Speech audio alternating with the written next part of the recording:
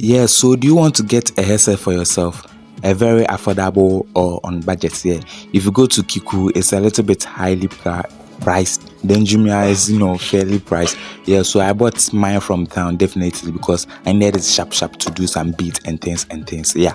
So this is the P47. It supports Bluetooth, it supports AUX, it supports TF, or you can call it SD card.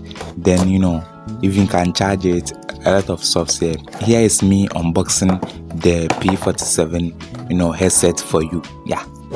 So if you've not subscribed to my channel, please kindly do. A lot of content for you upcoming. Yeah, it's a little bit fragile, so take care if you are opening the heads up. Yeah, so this mode, this call, a lot of stuff here, play and pause. If you buy it, you see it on the box. Yeah. So actually this is the AUX cable, which you must buy separate most of the times. Yeah, so this is the charging port, a lot of stuff about it. Yeah, it's really nice, but you must take care it doesn't break because it is fragile, as I said. So charging here, this is me unboxing the P47. Yeah, kindly like, share, comment and follow for more Tech Rates Pro. Yeah.